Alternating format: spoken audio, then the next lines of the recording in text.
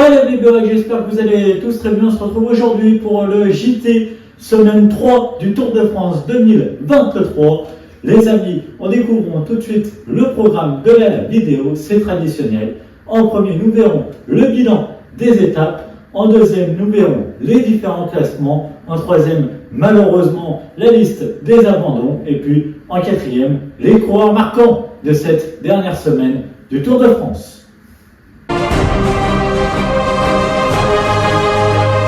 Première étape de la semaine, c'est le contre-la-montre solo-hélique sur ce Tour de France entre Passy et Combloux, les 22 km 400, plié par le Danois Jonas Vingegaard qui conforte son maillot jaune.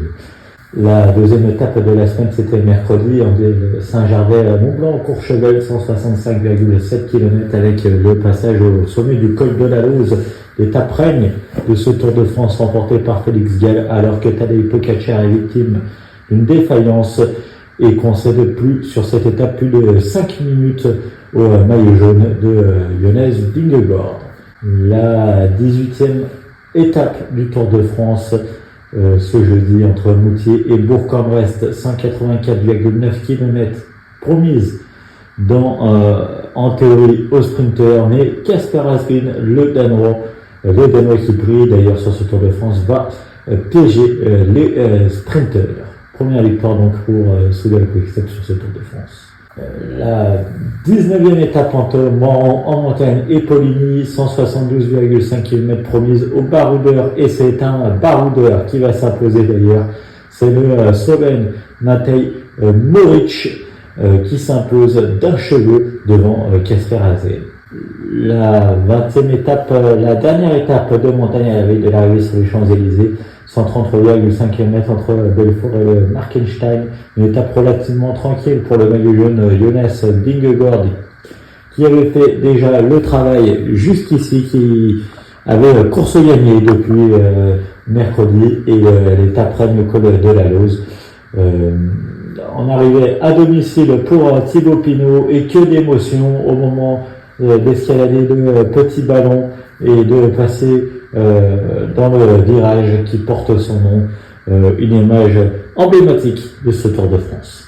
Donc revenons à la course avec la victoire, encore une fois d'un Slovène, le doublé en deux victoires d'étape en 2 jours. Cette fois c'est Tadej Pogačar qui lave son honneur et qui finit sur une bonne note ce Tour de France. Et puis la dernière étape, l'arrivée sur les Champs-Élysées, 115,1, remportée là aussi d'un cheveu par Jordi Meeus face à Jasper Philipsen. Une arrivée comme prévu au sprint. Jonas Vingegaard élu sacré grand vainqueur pour la deuxième fois d'affilée du Tour de France.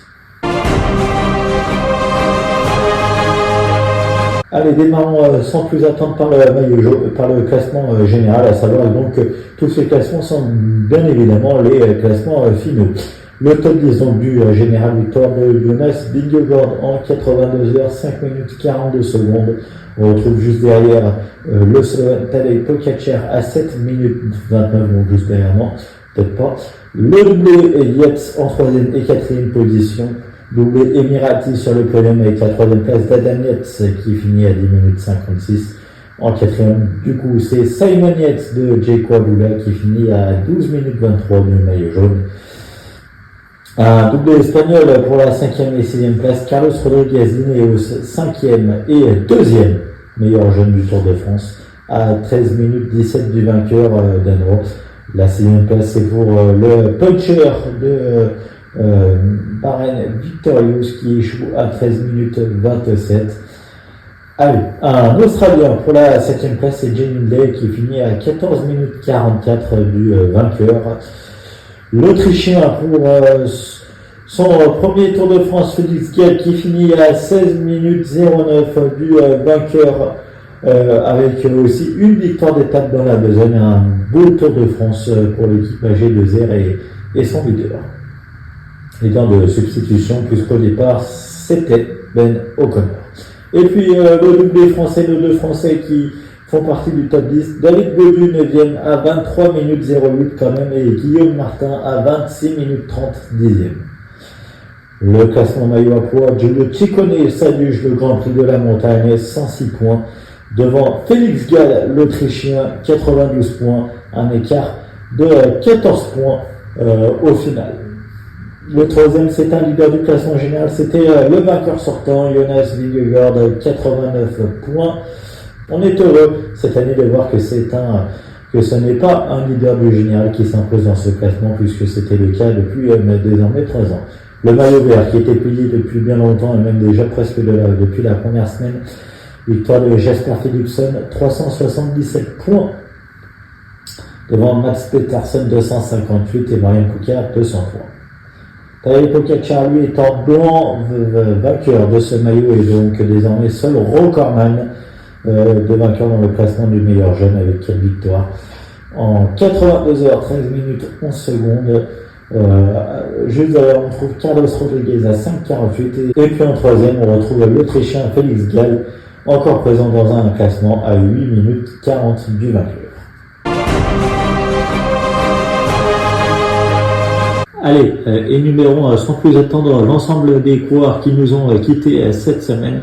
L'abandon de Matteo Jorgensen, en tout cas, il est non partant sur la 16e étape entre Passy et Combloux, contre la montre, le seul unique de ce Tour de France. Lors de la 17e étape, coup dur pour Bahrain Victorious, l'abandon de Phil Barros, le sprinter allemand qui a été l'auteur de place d'honneur tout au long de ce Tour de France sur les sprints massifs. Allez, coup dur aussi pour nous Français, pour le team Cofidis.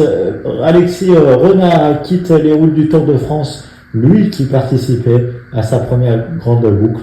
Il est non partant au matin de la 17e étape. Les abandons de la 18e étape, on a 2 non partants. Alors un pour le meilleur des événements, c'est Wout van Aert qui est devenu papa depuis, qu'on félicite grandement, qui a donc quitté la route du Tour de France pour rejoindre son épouse et assister à son accouchement. Le deuxième non partant, c'est un peu plus triste, c'est Anthony Perez de Cofidis, coup dur encore une fois pour l'équipe du Nord, qui perd 2 coureurs aujourd'hui avec un abandon aussi en course de Simon Geschke, donc on va finir plus qu'à 5 coureurs. Pas d'abandon sur la 19e étape. Malheureusement, sur la 20e étape, à la veille de l'arrivée sur les champs, le Lyonnais Victor Lafay, seul vainqueur d'étape français sur cette grande boucle, nous quitte. 4e abandon cette semaine pour le team Cofidis. Il va devoir finir à 4 sur les Champs-Élysées. Allez, si on fait une petite comparaison avec l'édition 2022, même si je ne cesserai pas de me répéter, il y a quand même une petite différence, c'est que le Covid-19 frappait assez fort l'année dernière. Allez, en 2022 comme en 2023, comme il est coutume, 176 coureurs sont au départ du Tour de France. Allez, 150 coureurs sont arrivés cette année sur les Champs-Élysées. On a donc eu un total de 26 abandons, alors qu'en 2022, seulement 135 coureurs avaient pu parader sur la plus belle avenue du monde, soit un total de 41 abandons.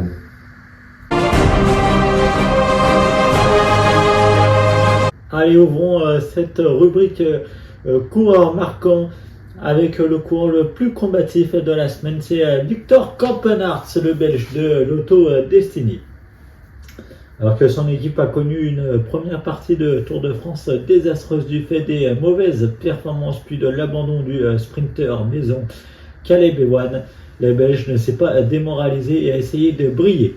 En effet, il s'est échappé sur pas moins de 5 étapes sur la 5e, 9e, 12e, 18e et 19e, soit sur 2 étapes cette semaine depuis le départ de Bilbao. Élu combatif de 2 étapes au cours des 7 derniers jours, il est selon toute vraisemblance le coureur le plus combatif de la semaine. Allez, lançons-nous sans plus attendre à la découverte de la révélation de la semaine, c'est l'Autrichien Félix Gall. Propulsé leader de AG2R Citroën Team après les mésaventures de Ben O'Connor, l'ancien champion du monde junior a su prendre ses responsabilités. En effet, tout d'abord éphémère porteur du maillot à poids, en début de Tour de France, l'Autrichien est devenu au fil du temps un candidat sérieux au top 10. Vainqueur mercredi de l'étape reine du Tour de France, arrivant à Courchevel, il est sans aucun doute la révélation de la semaine. Le coureur top de cette semaine, c'est le maillot blanc à pois rouge de meilleur grimpeur, l'ancien porteur du maillot jaune, Giulio Ciccone de Lidl Trek. Porteur du maillot à pois depuis dimanche, l'Italien a fait honneur à sa distinction. En effet, l'ancien porteur du maillot jaune s'est rué à l'attaque dès qu'il le pouvait pour défendre sa tunique coûte que coûte, en espérant que ses efforts lui permettent de monter sur le podium des Champs-Élysées. Courant avec intelligence mais aussi avec panache, il est le grand animateur de la semaine. Le coureur flop de la semaine et même des 15 derniers jours après un début de Tour de France spectaculaire, c'est l'Australien ancien porteur du maillot jaune, Jay Hindley. Auteur d'un début de Tour de France spectaculaire, l'Australien s'est ensuite écroulé de plus en plus chaque jour.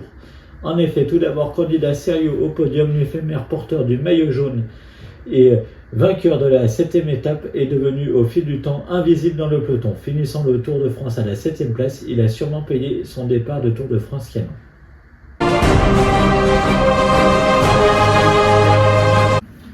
Voilà les amis, j'espère que la vidéo vous aura plu. Mettez un maximum de likes, abonnez-vous et commentez la vidéo. Et je vous dis, Kichel Pali, à la prochaine. Salut, ciao, bye bye.